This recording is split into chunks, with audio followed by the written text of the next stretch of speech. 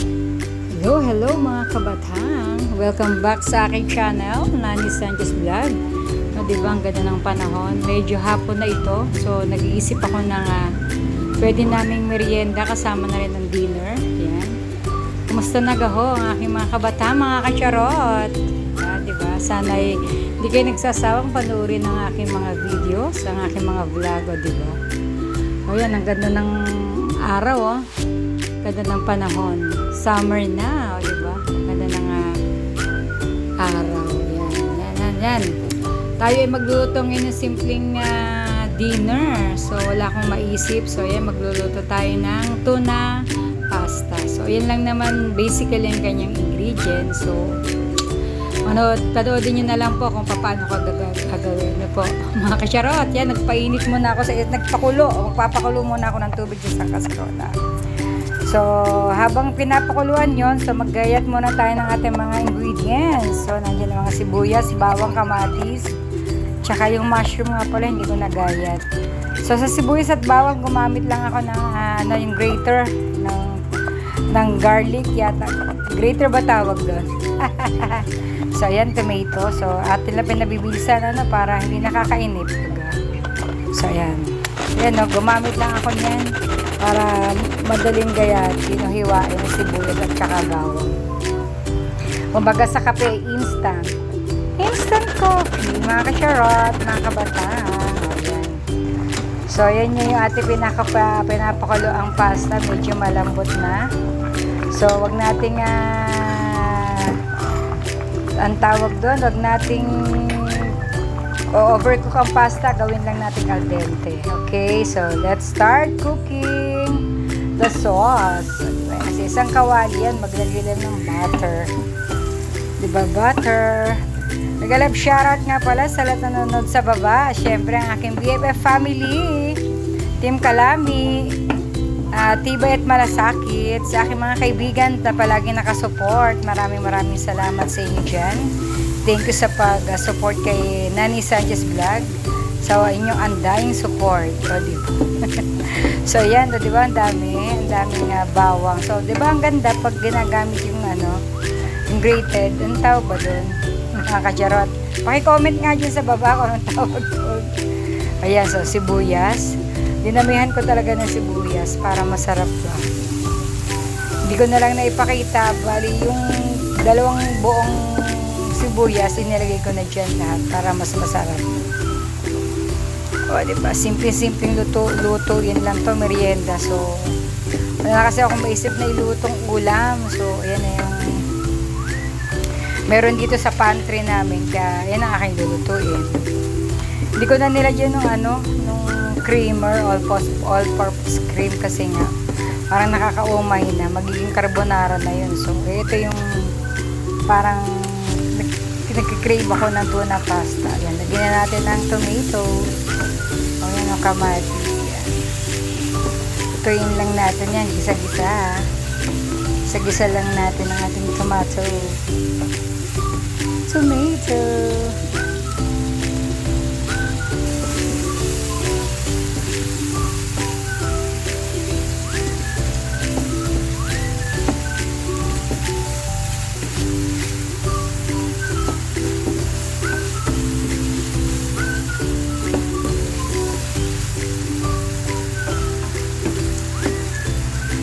halo-halo lang baka din sa kawali. So, pinipisa-pisa ko ng konti yung tomato para lumabas yung juice, yung natural juice ng ating tomato. So, para mas masarap yung sauce niya. O, diba? And then, after nyan, lagay natin yung button mushroom. So, konti lang naman yun. Para lang meron tayong mushroom din. Added flavor din yung mushroom.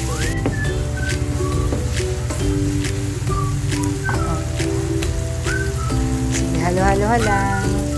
And then, ayan na yung ating century tuna. O, century tuna. Ba't kaya naman? Paglalagin nyo ng baso. Paglalagin nyo ng baso. Baka naman, century tuna. So, 2 cans ng ating century tuna in flakes and oil ang aking pong ginamit. So, nasa sa inyo kung gusto nyo may yung spicy.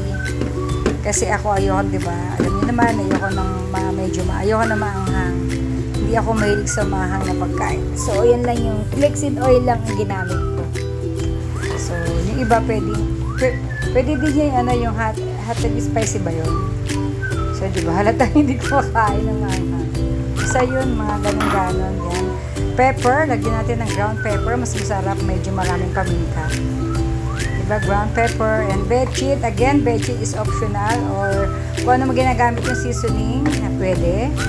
So, sa akin is bechin lang at yun, patis and salt. Yun.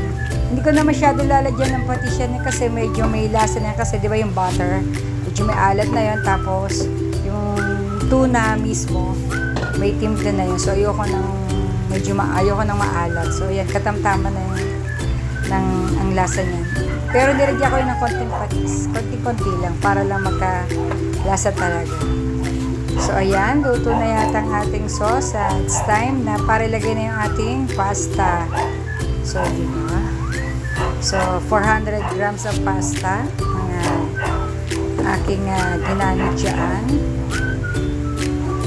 Try nyo ito mga kabata, mga ka-chat. And then, yan, mekos-mekos mo lang yan dyan. Mekos-mekos. Yan, mekos-mekos lang. Sarap yan. Simple ba wala siyang masyadong ingredients. Parang 3 lang ata o 4. Diba? Mekos-mekos hanggang halo lahat. Malagyan ng sauce ang buong pasta. O diba? Tama ba? O yan mga ka-charot. Subukan nyo na yung lutuin at napakasarap. Pan-dinner namin yan. So, diba? Tama-tama, wala pa kasi akong pang-premiere ngayon. So, yan, diba? Nagkaroon tuloy ako ng premiere.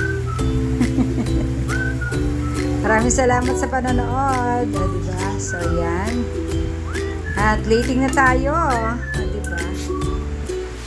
O, diba? Mga kabata, mga ka-charot. Ang sarap. Dami ko nakain. Tumaba na naman sa NSB. Grabe. Hindi na ako nakain ng rice sa gabi. Pasta din naman. So, carbs din naman. Carbs and carbs and carbs and carbs. Walang katapusang carbs. Gusto ko kaya hindi na ako namayat. Yan, lagyan natin ng ganyan tomato. Ayan. Lagyan pa natin. Ang lalaki nung tuna. Yung tuna. Ang lalaki na yan. Diba? Ang lalaki ng and then, lagyan natin ng cheese. Grated cheese. Para mas masarap. So, nasa inyo, pwede ng parmesan or kung ano man cheese. Naubusan lang kami ng parmesan. Kaya ang ginamit ko ay cheddar cheese. Ayan. Any cheese will do. Kung anong gusto nyo. And then, chopped parsley. Diba? Para masarap. Sana all may chopped parsley. Diba? Chopped parsley. Nakakatakaman na. Kuha na ng inyong mga kanya-kanyang tinidor at platito at kumuha na kayo dyan. Free. Kuha na. Sabayan nyo kami na mag-dinner o kumain. Ayan o, diba? Ayan o, diba? It looks yummy and delicious. My version of tuna pasta. Ayan. Gumawa nga din pala ako ng garlic bread kasi 'di ba mas masarap pag may garlic bread. So basically garlic, butter and chopped parsley lang din naman ang ginamit ko diyan. So hindi na ako naglagay ng asin kasi medyo maalat na nga yung butter. So minekos-mekos ko lang 'yon, then yan ginanan ko, pahit-pahit lang. So ka-partner nung aking tuna pasta. O 'di ba? Tulo-tulo lang. Invento tayo. Pero hindi ganyan talaga gumawa ng butter, ano ba tawag? Garlic bread. Garlic bread. Nalimutan. Ayan, paano mga kabatang? Dali, tikmin na. Kakain na. Maraming salamat sa panonood. My own version of tuna pasta with garlic bread. Bye-bye mga kabatang!